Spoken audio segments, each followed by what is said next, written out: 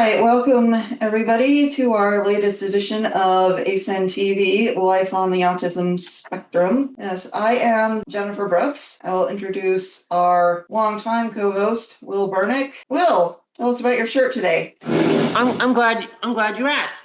My first shirt of 2026 is my Chinese New Year shirt. This month is Chinese New Year, and it is the year of the horse. So everyone is probably celebrating Chinese New Year by now, and later they'll even Chinatown will even have a festival for Chinese New Year later this month. That's wonderful. Will, thank you. Today's conversation is for parents of autistic young adults and autistic young adults themselves who are trying hard and still feel stuck. My guest is Lynn Davison, founder of The Art of Adulting. Lynn supports families navigating the difficult transition from school-defined compliance to self-defined adulthood. What makes her work different is that it doesn't start with motivation, discipline, or fixing behavior. It starts with the nervous system, with safety, meaning, and connection. Lynn developed a framework called PEACE. Pause, empathize, align, collaborate, and experiment. Not as a technique, but as a shared practice families can return to when things feel overwhelming. Today, we'll talk about why so many families feel stuck even when everyone is trying hard, what's really happening beneath the surface, and how peaceful progress becomes possible without pressure or force. Lynn, welcome. We're so glad you're here. Well, I am thrilled to be here myself, and I am just excited to share with you what I've learned about how to make peaceful progress together. Will, would you like to ask Lynn our first question for today? Many families feel stuck even when everyone's trying hard. Before we talk about your work, can you name what that stuckness actually feels like for parents and autistic young adults? Yeah, if you feel stuck, it's not because you haven't tried hard enough. It's because this is a hard pivot from school to adulthood, and it's presenting a lot of uncertainty, which puts the nervous system under pressure. Many parents of autistic young adults are doing everything they know how to do, providing structure, support, encouragement, and they still feel stuck. Many autistic young adults are doing their best to grow into adulthood while carrying sensory sensitivities, self-doubt, and fear of the unknown, and they feel stuck too. When everyone is trying hard and feeling stuck at the same time, the problem isn't motivation, it's overwhelm. And when overwhelm takes over, we lose access to our best thinking, our flexibility, and most painfully, our connection with each other. How do you understand what so many families are experiencing? Well, I grew up in a neurodivergent family, but really didn't realize it until about the last 10 years. And then in 2001, when 9/11 hit, we realized that all 6 of our neurodivergent kids had been diagnosed, and they learned differently. But I kept telling myself, I don't know what to do. So I applied a business plan template to life and decided what I really wanted in each part of my family. I call it my life GPS. And that really did help. But in 2015, everything ground to a halt. I became septic, and my son was in a rough place and was contemplating suicide. So I realized that pressure and getting more done, which was always my go-to, wasn't helping. And that's when the peace practice started to evolve. So 4 years later, I started The Art of Adulting, supporting families like mine as they navigate this hard pivot from school-directed to self-directed lives. And through that work, I developed this peace practice, a way to slow down, understand what's happening inside our nervous system, and make progress without fear or force. Today, The Art of Adulting helps autistic young adults and their parents make peaceful progress together by building adulting habits that grow from safety, shared values, and small, meaningful steps. When families feel stuck like this, what's actually happening beneath the surface? So when the nervous system is in protect mode, access to planning and motivation and learning go offline. our first response is rarely our best because it's driven by protection. Our thinking's narrowed, our learning goes offline, and our safety seeking increases. So I think the first thing we need to do is to recognize that we're in protection mode. We're not failing. This is the pause step, the first part of the peace practice. So when someone avoids, argues, or shuts down, what is that behavior actually trying to do? They're trying to protect us. Our brains automatically offer a few options to keep us safe. Fight is arguing or pushing back or just stalling. Fleeing is when we avoid and we escape into screens. And fawning is when we adjust ourselves with the belief that if I do this correctly, I'll be safe. So I'm going to change how I'm behaving to stay safe. But that's why we have to pause and notice what's going on in my head and my heart is a reflex. My second response is a choice. We pause not to stop action, but to notice, oh, this is protection. Something really matters here. What changes when we stop trying to fix them? What changes when we stop trying to fix the moment and start by creating safety? Well, empathizing is what will tell the nervous system that it's safe. When we empathize, we feel and validate what's happening in the other person, and we notice what their needs are underneath. Often safety, autonomy, choice, belonging, competence, all of those things are what's underneath that panic, that protection mode that we feel. So empathy reduces the tension so that we can make better choices. And we feel seen. And feeling seen is so helpful. So Lynn, what becomes possible when someone feels seen instead of correcting? So when safety increases, our nervous system relaxes and softens. That's when thinking becomes easier. Once the threat drops, we can align our decisions and actions, not around outside expectations, but around shared values, our why, our family's why. And the why is so important. When we lead our families and ourselves with our why instead of that pressure, we send a powerful message. We believe we're capable. We're in this together. We're going to figure it out. Resistance is often a sign that the meaning is missing, that the why isn't clear. And so we need to slow down and figure out what's in it for the young adult and for the parents. So what happens when families stop focusing on expectations and start organizing around what matters and what does matter? Well, here's where I love this step. This is the collaborate step. This is when we share the authorship of the next steps. The whole purpose of this step is to change the conversational habits. Here's what often happens is that parents suggest, advise, and criticize. This happens because that's the way that we were parented, and we didn't even notice that that was the pattern we're following. But instead of doing that, we alternate offering options without judgment. So what's your idea? Oh, neat. And we listen. We really listen. We attune to what they're saying carefully. And then, are you open to my suggestions? And we offer our suggestion. And we do one at a time, back and forth. This is moving from should to could, because should can make things worse. You should, triggers shame and resistance and often paralysis. But I could opens up all these possibilities and creativity and choice. Should implies obligation and judgment. Could implies freedom and agency. No one needs to win. No one needs to lose. When we collaborate, we realize that everything is figure-outable. We're simply asking what could work next. So collaboration restores that ownership, and ownership restores agency and dignity. Yeah, I would, or I could. Yeah, either one works for me. I would like to, is another way to think about it.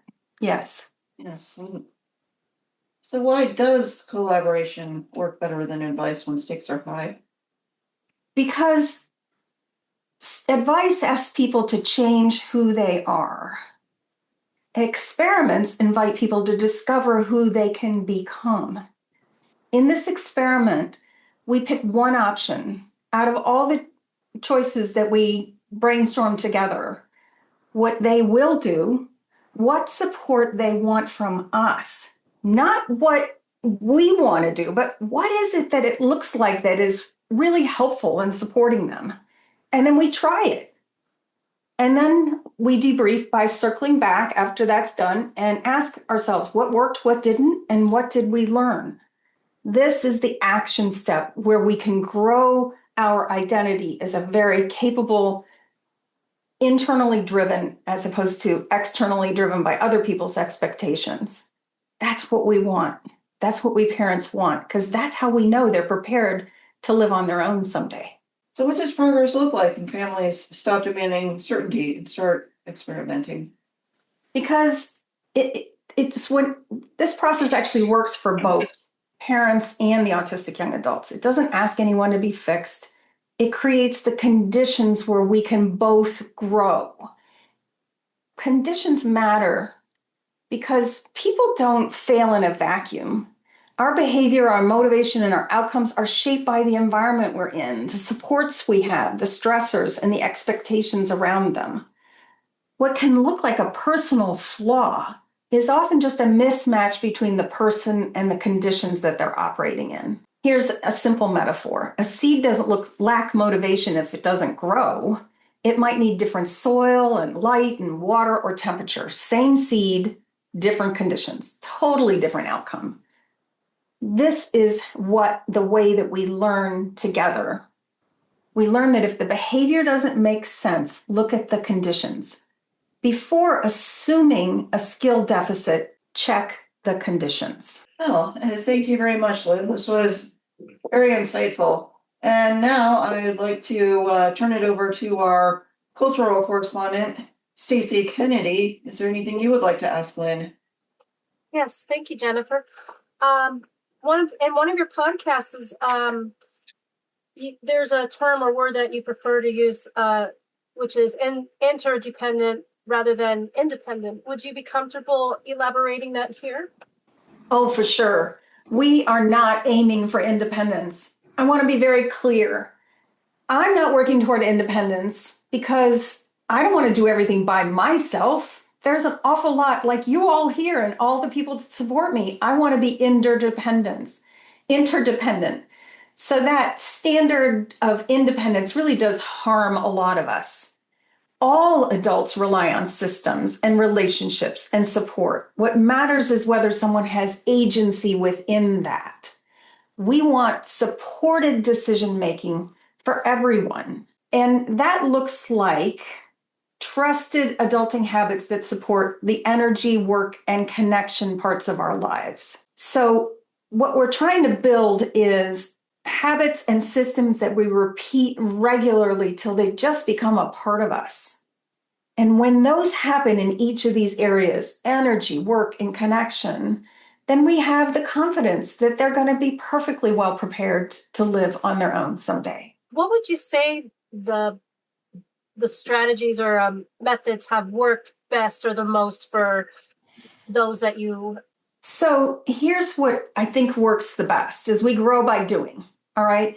And I've learned that, oh, what a surprise. I work hardest on the things that are my idea. So my autistic young adults work hardest on the things that are their idea. So when we sit down and agree on what they want, and then why we both want it, and how we're going to get it, and then when we're going to check in on this, because sometimes we can put together a plan and then everybody just sets it aside. We want to check in on a regular basis. And then finally, what if things get stalled? How are we going to find our way back? And when we actually write those things down and we have it in a shared drive so that, both people can look at it, everybody can look at it whenever they want to, all of a sudden we're on a path together. That's what I have found works best. Not when it's driven by the parent, but when it's driven by what the autistic young adult wants next in their life. Absolutely, beautifully put. Would you? I would say you would agree. No matter how stressed or uncertain and scared any of us are, would you always prefer? I'll always find my way and not never. As deeply impacted that could feel, and very normal that is, but Yeah. to keep in mind, practice the always, always. That's why we break it down in that how step. We break it down. The very next step is a right size step. It's what the autistic young adult can see themselves doing and what the parent can see themselves doing to support that action. So we really take it down to the very next step that's doable and helps us make progress. And then we just keep going. It can work. I promise. This is what works. Follows up on, you mentioned, helping the autistic person achieve what they really want in their own lives. But I mean, how do you help them know what it is they really want? Like if they say they want to go to law school, is that just because their brother went to law school or because they've been programmed with some kind of political ideology? Or is it actually what they want for themselves and what's going to help them reach their highest potential in life? Well, yeah. So that's a really good question. And I answered that for myself back after 9/11 when I divided my life into 10 different domains, and they group up into energy, work, and connection.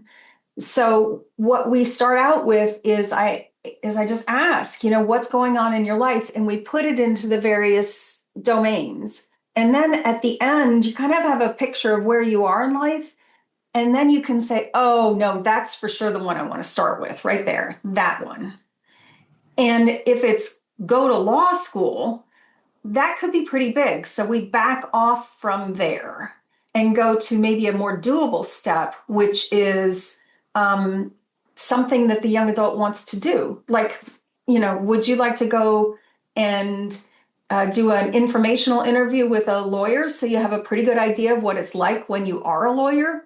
Would you like to talk to some former lawyers who decided that lawyering wasn't for them and why? I mean, there's ways to get started, and we don't have a preconceived notion of where we're going to end up. Does that answer your question, Jennifer? Yeah, I guess it does. Well, you sound a little disappointed. What's missing? Well, I mean, I'm almost 46 years old and I still haven't been able to answer that question for myself. There was what I thought I wanted when I was younger, but it turned out to be totally wrong. Yes. And that happens. That clearly happens. And so that's why I want us to notice that there are 10 domains in life, not just work and everything else, right? There's 10 domains. So it became, just so you know, you're not alone, Jennifer, 90% of people feel overwhelmed when they're asked about what their purpose in life is. 90%. That was from a recent Psychology Today article. So, and their recommendation was that we break it down into parts and start to address it part by part. And that's exactly the approach that we use.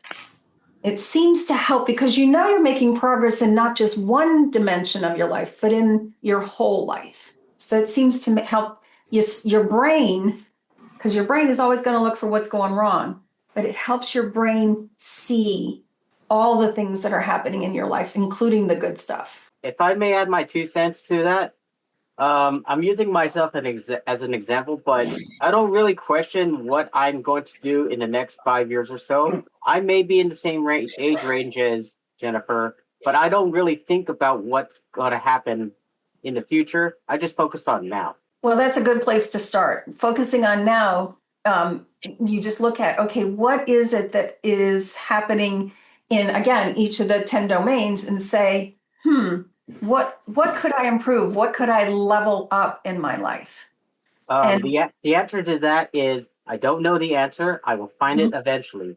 Like for karate, I want to improve on my stamina. What am I going to do about it? I'm going to do exercises. I'm going to do Kegel. So finding the solution and doing research on that solution is the key to finding the answers in life. Yes. And then what we have to do is we have to install that new action as a habit. And that's when I lean heavily on James Clear's Atomic Habits. And first, we want to make it easy, because making it easy to do makes it more likely to happen. And then we want to make it attractive. Oh, I enjoy doing those extra exercises, so it's attractive to me. And then we want to make it obvious. Oh, when am I going to do that? I'm going to hook it to an existing behavior that I already have. Making it into adding it into a routine that we already established. Absolutely. Matthew and I both take karate, and one of the advices we have, like, don't look at it as exercise, have an image in your head, and everything else, aligns and so on. And it makes it funner that way, and it makes it more encouraging that way. Oh, you want to do anything you can to make it more attractive and fun. Absolutely. It makes it more likely to happen. Yes. For me, I don't really think about it or overthink or underthink. I just do it without no thoughts, head empty. I just do it. Good. That's great experimenting. And then you figure out, did it work or not? I mean, did it work? Or if it did, great, keep doing it. I'll now turn it over to my co-host, Will. Do you have any final questions for Lynn? What is your favorite part about working with other families on the spectrum? Oh, God, I just love doing this. I really do. I guess my favorite part is when I see the aha. I just had that happen on Friday with a couple I was talking to about their graduate. I call them graduates because, it's easier than autistic young adults. So they're graduate. And they said, gosh, we never thought about it as protection. We thought of it as just resistance. This is so helpful. And one of the things we do inside the Art of Adulting is we figure out what are the 3 strengths that this young adult brings. And I have a great way of doing that. And they said, oh my gosh, we're so focused on what's not going right. We forget to notice what is going right. Mm-hmm.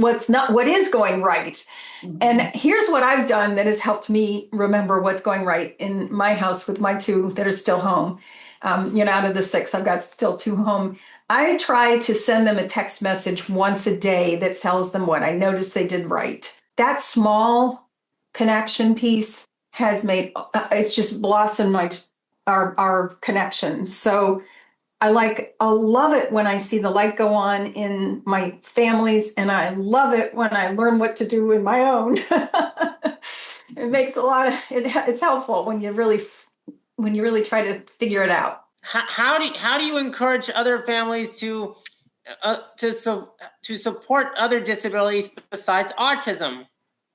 Well, here's the number that I like to use is that 1 out of 5 of us is neurodivergent, 20%. Who doesn't know somebody that's neurodivergent? We all know and love people that are neurodivergent. So these strategies apply to any neurodivergence. And oh, by the way, they apply to allistic people too, those who are not autistic or neurodivergent. So these are the skills that can help relationships, help our connections, help us get our work done better, and help us maintain the energy we need to get what we want out of life. Where can we book a free discovery call with you, Lynn? So if you go to whenautismgrowsup.com, it'll take you right to the page where you can click on the link there. I'd love to have you on my calendar. I love I've talked to over 350 families. So I've learned so much from them. I've been looking at this camera and staying still as much as I could the whole time. I have not been looking up at the screen, but I just want to say that I've been enjoying this. Thank you. Thank you. Thank you very much. Your questions are really good. Yeah, I really appreciate it. So, Lynn, you've given us some very good insights today, but if you had to sum it all up in one sentence, what's the end game? The end game is not compliance, but not comfort either. It's the ability to direct our own life within a web of support. That's what adulting really is.